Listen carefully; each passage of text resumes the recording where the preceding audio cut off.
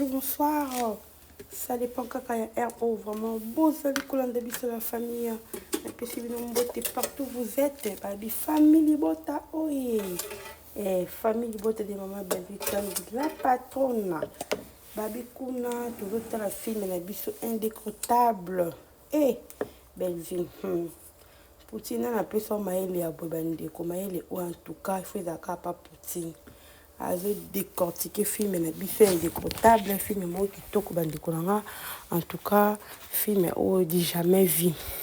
Tamba Sunga, j'espère que peut-être les deux la dernier épisode en tout cas film na biso vraiment ils ont les kitoko makasi Nzamba Sunga après ça côté toujours côté ça bela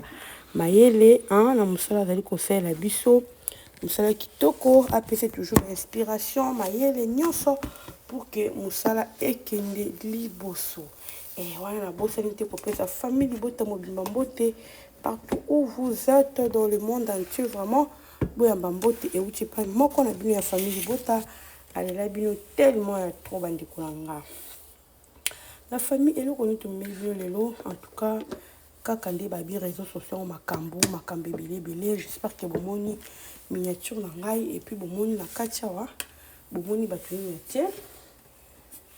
j'espère que boyebi moto na tie comédienne ou na tie ala moko ya ba comédienne ou pe ACP c'est na kati ya Bellevue TV asala vraiment ba film ebele na kati ya Bellevue TV en tout cas na mona ki na émission pour tout na mona ki ye moko ndenge ayaki koloba mais je crois na TikTok na comprenez que na kotika na TikTok na moni moko azoloba azo silika wana Deborah Deborah aussi parce qu'on a compris aussi qu'il a nini est-ce que émission la salle qui n'a pas qui m'a bé bino ba comédien alors ba kan tout cas ba qui tellement ébélé abandu ko betanga la belle vie to na problème té ngana sa ki émission nga bien na ba ki makamte bonika ko kosela nga makambo bolo boye est-ce que émission nga na leza ki mutu ngana kinda na ndaka belle vie na liaka na baloki na ndaka belle vie na ndeko kota na ndeko lia na bandeko sala nyonso si la peine est na ko sa film kuna est-ce ngana lobaki mabe est o senti ka ki mutu a se justifier ce que c'est justifié na il qui mis à la base que c'est comme si bah tu as Belleville mutu ba lobaki ne par rapport il y a émission à salaki alors il y a une émission à ça qui a lobaki mabe te et pour ça qui nga vraiment la kinde ko luka émission pour na talaka ndi na lobanga nga vraiment avant na ko lobelo ko funa lukana vérifier et repousser la kinde côté l'émission, il s'agit de quelle émission? Il faut comprendre qu'il y a cette émission à Barésie. J'ai vite compris que l'émission, il y a aussi à Barésie, il y a malin, mais ils allaient la terre. Parce qu'il faut que Barésie, à donc j'ai vite compris. Et puis quand les bandes de loi, l'émission, ils allaient des bachaka batak, voilà, on a batak déjà au centre, ok? Alors, bah, qui m'a bé? Na batek déjà zoloba lobi batuni alobi ngandi na za batuni ce qui au regretta o le mande ko regretter kala na bando regretter kala que ton na bande ko jouer pas bela te pour na bande ko jouer pour et puis à un certain moment ba ochanga lisusu te alors na kenda na tuna ye bela pa bisina bi non en tout cas Deborah non comporter pour kozo bunga na mutu na ngai non comporter te na ochao o bunga ni na mutu na ngeli o te problème exact après kobondela bondela leleki ka bavia kobondela kosa yango soute batuni siko est-ce que o regrettera pe ndenge ojouaka na bela te abie na ndo regrette kalamele na regretta lisu te na regretta lisu te mpo makambo kobondelaka na regretta lisu te na temps wana te wana Deborah na temps wana te naza artiste bisika bobengaka na ki jouer même si la pas benganga na kenda kuna une fois na joie kuna yambanga vraiment très bien on sentit que ba yambanga bien boy na mituninga moi mais ce qu'on ninga zolo ba boy par rapport à ba dire naï avec pour sa justification pourquoi parce que ba dire non ton zolo mais zo la qui sati ngana bien na comprendre tête en le canal mission bo perdre ka o tonini et on tourne sur le baratin aux les canal mission et so mono zo makasité inutile les canal mission inutile les clamas pour bête non ka batuma bako zo mon yosko bête si batuma bako bat lobby et comme chouchou na ba ki na ma bête ta façon de parler c'était ezaki bien temps Déborah. Façon na koloba ezalaki bien te qu'on se le dise. Ezalaki bien te. Siko autant communiquer bato balobi no comme que se justifier ngala be atona problème te ngala ezalaka nini na. Pourquoi bolingaka boloba no mabe moko bosana likamo mabe lobi nanu aposo ba reprocher to ba lobi no ndesiko comme que se justifier ngala be vite na problème te ngala be vite za bien ngala be vie boy. Yango moni avant ya kokenda avant kosala likambo fona ko réfléchir boye ba kana nini auto koloba na TV so mona ko kanote ba tika la bino ko ya le mission parce que les missions so tali bien ba question de la ka ya mitambo ba question de la ka ba piège donc ton émission c'est prépare toi ba nini koloba ti ozo mona ba te belé ba jouer na kata ba TV ton ba TV bandaki bazai bilé le tout monde papa lianza qui chaque film ben vite va ndé kozanga te nana bien on te que papa lianza ba ndé kozanga ta ndé kozanga te mais à un certain moment papa lianza zalaka lisusu te tout monde na kalisu papa lianza te tout monde na kaye lisusu te ba mona na kalisusu te bazai belé o ba ndé kozanga ba vite ba mona na lisusu te papa lenza bando mwana soute mais si bitement to moni lelo papa lenza alandisi ba tableau mobimba alandisi ozomona to mona ibutu kutu amona na kati ona lobaka ya moni ibutu atazaka na makamna mais ibutu ataka vrai pas belle vie et le quoi na loba ngomi ibutu ataka pena vrai pas belle vie pour ani na loba ibutu ataka vrai pas belle vie parce que ibutu combien de temps où ya jouer pas belle vie combien de temps il vous toujours quand il super belle vite mais bah garder toujours bonne relation à ça là un problème té alors banda kunanga ce que c'est casting on a joué effectivement tant c'est un casting ben bien fait que jouer depuis pas jouer les sous mais azaka toujours vrai na belle vie azaka toujours na malobama mais pas belle vie azaka toujours bien na belle vie et le kozanga ba comédien na biso aux artistes yongo belgium bolinga bien ça bien partout et à bien ça battu nyonso yon combien de comédiens au belge au bien ça bien suka ka belge suka bien si bolinga bien ça combien de personnes au belge au bien ça ils ala capitaine quand même tous appelés bateau hein tous appelés bateau Déborah il y a un peu ce conseil au moni la vie il faut regarder silence c'est très important il est très important na yo ka beti lisolo ya palmiche oh bandi koloba bango kuna wana beti la ba famille bota ba oloba ke ngalo kona zakana palmiche e ngala baka makamla kenda ko betela makambo kuna efiki ya belvi ya palmiche nde palmiche akenda ko bimisa ngo kuna epana FB ngabeza passe n'est-ce pas que yo zo beta tolo ya papa Elombe zo to bana groupe Simba biso to bana groupe Simba ngala mona papa Elombe oui siko palmiche makambo ute ko bima palmiche contre papa Elombe yo mona ton deni pour toi yo oza camarade ya palmiche on trouve ton deni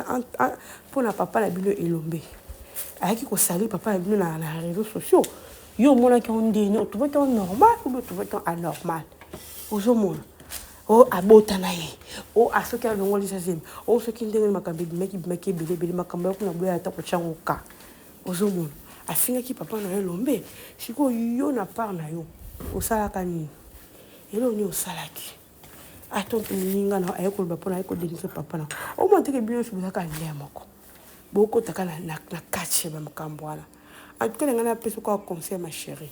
au monde des gens là monde théâtre monde na bino ba comédie ou et un monde moko ma bébélé ba bengi show gloire à Dieu ba bengi show pété gloire à Dieu ça ne sert à rien ya ko loba ça ne sert à rien aux monde ça ne sert à rien ba chaîne ba théâtre comme ébélé et comme ébélé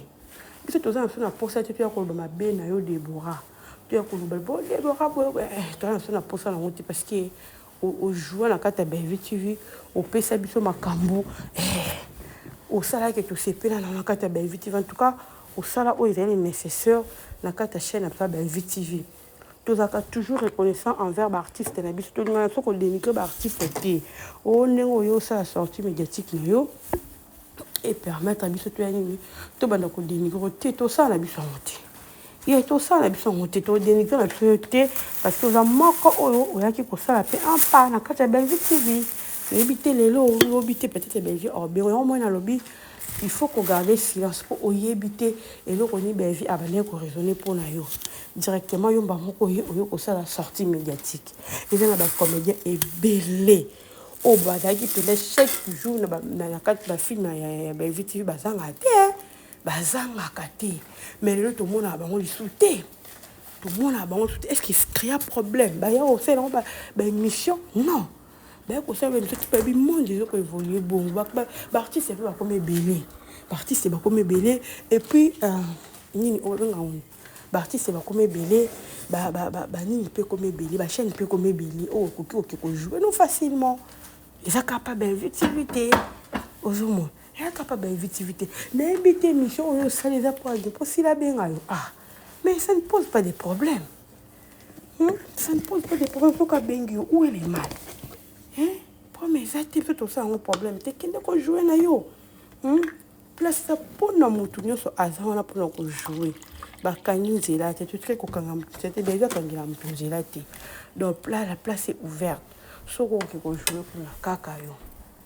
comment ba place que les on a ko jouer donc ibotika ben vie avant de kimia na musana de ko sala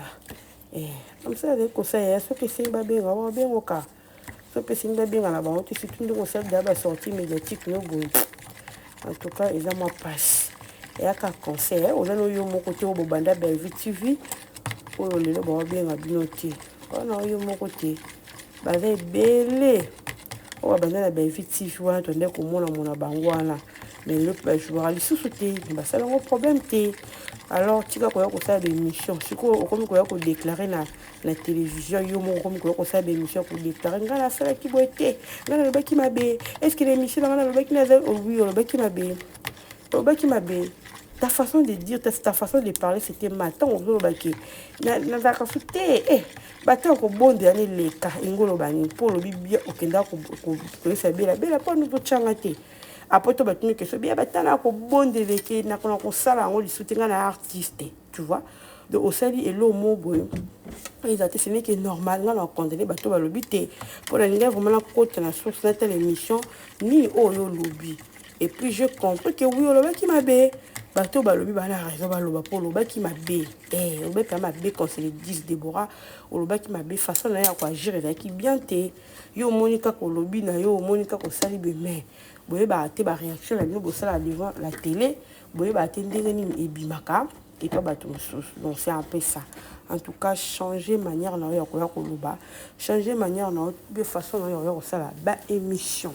parce que boye ça la vraiment kitoko ben vie on ça neza avec pour na bato so na mutune amona kiote jour okoya na mutune akobengisa yo so omona zo bengisa tu sais que non yena mutune te kanda lo baki pour partir sans pas comme belé là pendant quand moi bino ne petit so bolukani n'est pas belle vie